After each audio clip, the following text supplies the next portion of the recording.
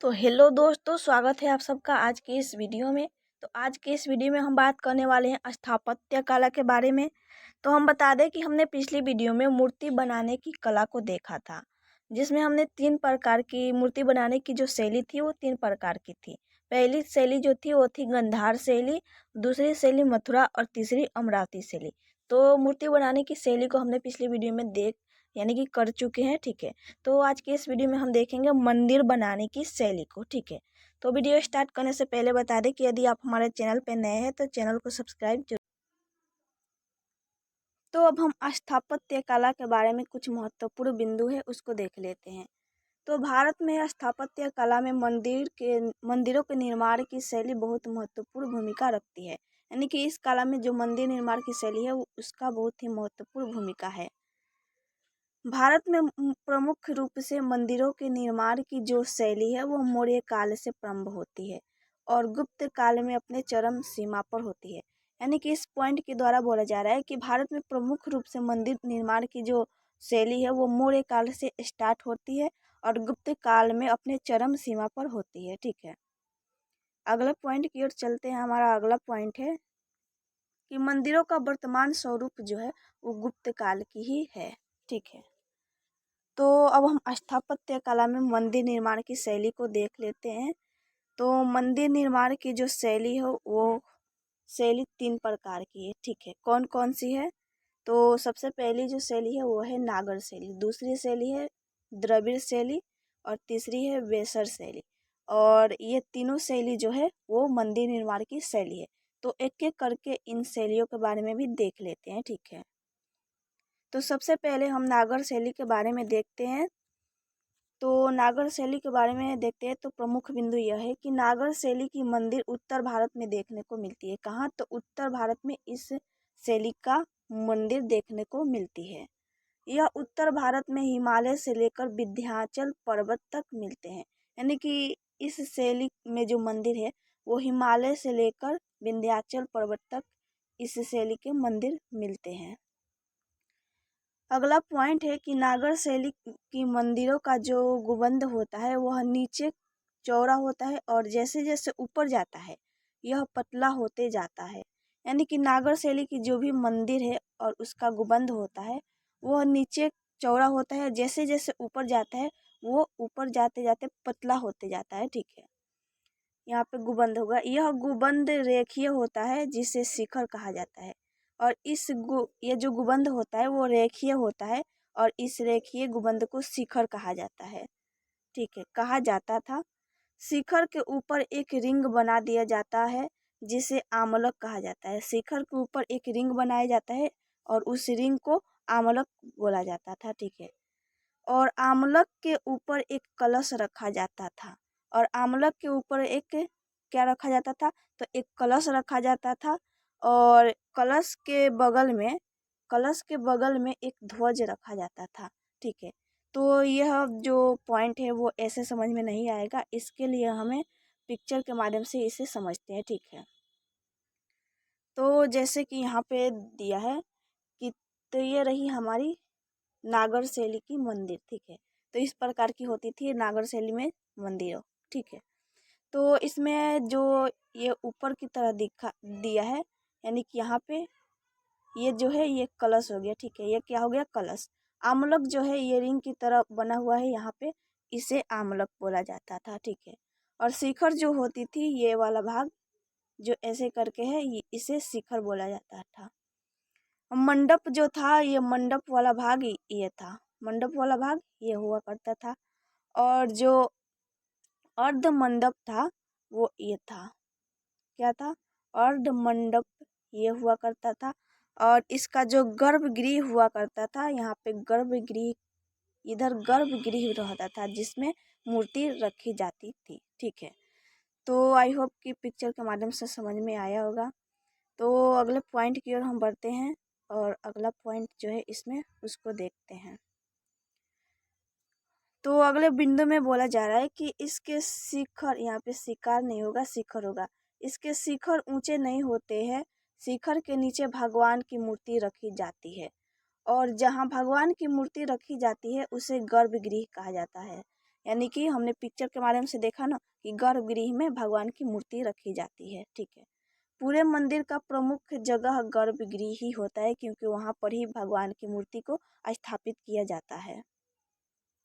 अगले पॉइंट की ओर चलते हैं। तो अगला पॉइंट है कि गर्भगृह में ज़्यादा भीड़ ना हो, इसलिए उसमें कई मंडप बने होते हैं ताकि वहाँ लोग प्रतीक्षा कर सकें। यानी कि गर्भगृह में ज़्यादा भीड़ ना हो, इसके लिए मंडप बनाया जाता है और मंडप में लोग प्रतीक्षा करते हैं। ठीक है, तो हमने गर्भगृह को समझ लिया और मंडप को भी समझ लिया। अगले बिंदु की ओर चलते हैं। तो अगला बिंदु है कि गर्भगृह के दरवाजे पर गंगा और यमुना की मूर्ति होती थी। यानी कि गर्भगृह के दरवाजे पे किसकी मूर्ति होती थी? तो गंगा और यमुना की मूर्ति होती थी। अगला बिंदु है कि इस शैली की मंदिरों में दो प्रकार की सीढ़ी हुआ करती थी। शुरुआत की जो सीढ़ी होती थी उसे जागती या फिर चबूतरा कहते थे। शुरुआत की सीढ़ी को जागती या फिर चबूतरा कहते थे और अगली सीढ़ी को पीठ कहा जाता था। अगली सीढ़ी को पीठ और शुरुआत की सीढ़ी को जागती या फिर चबूतरा कहा जाता था। अगले पॉइंट की ओर बढ़ते हैं। नेक्स्ट पॉइंट है हमारा कि नागर शैली की मंदिर कभी भी अकेली नहीं होती थी। इसमें 5 मंदिर के ग्रुप में बनाया जाता था। यानी कि इसे 5 मंदिरों को ग्रुप में बनाया जाता था। इसे कभी भी अकेला नहीं बनाया जाता था, इसलिए इसे पंचायतन शैली भी कहा जाता था। और यही कारण है कि इसे पंचायतन शैली के नाम से भी जाना जाता था, नागर शैली को। तो हमारा अगला बिंदु है कि इस मंदिर के चारों ओर बाउंड्री नहीं रहती थी। यहाँ किसी भी प्रकार का तालाब नहीं हुआ करता था। यानी कि इस शैली की मंदिरों में किसी भी प्रकार की बाउंड्री नहीं हुआ करती थी, क्योंकि इसका कारण ये है कि उत्तर भारत में नदियों की कोई कमी नहीं है, इसलिए यहाँ पे तालाब नहीं हुआ करती थी। ठीक है, इस शैली की कई विशेषता थी जो उड़ीसा में है। उसे उड़िया शैली, उसकी एक शाखा है मध्य प्रदेश में उड़िया शैली की, जो कि कदरिया महादेव खजुराहो मंदिर है। ठीक है, ये किसकी शैली है? तो उड़िया शैली की शाखा है कदरिया महादेव खजुराहो मंदिर। ठीक है, अगला बिंदु है हमारा, एक मिनट। तो अगला बिंदु है कि एक शाखा गुजरात में भी है जिसे सोलंकी शैली कहते हैं। सोलंकी शैली कहते हैं। एक शाखा जो है इसकी गुजरात में भी स्थित है, जिसे सोलंकी शैली के नाम से जाना।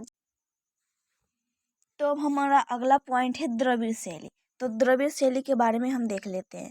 तो यहाँ पे ये जो मंदिर दिया है, ये द्रविड़ शैली में मंदिर दिया हुआ है। ठीक है, तो द्रविड़ शैली को विमानन शैली के नाम से भी जाना जाता था। ठीक है, या फिर जाना जाता है। तो इसके बारे में जो भी पॉइंट है उसको देख लेते हैं सबसे पहले। तो द्रविड़ शैली का विकास चोल और पल्लव काल में हुए थे। यानी कि इस शैली का विकास जो हुआ था वो चोल और पल्लव वंश के समय काल में हुआ था।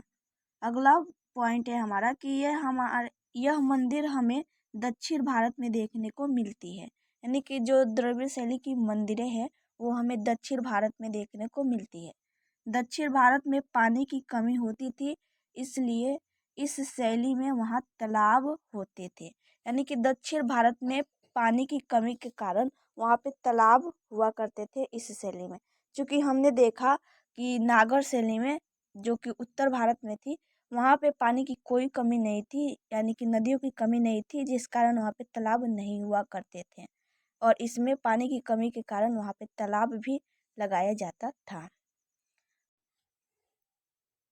तो अगला बिंदु है कि यह मंदिर भी पंचायतन शैली में हुआ करता था।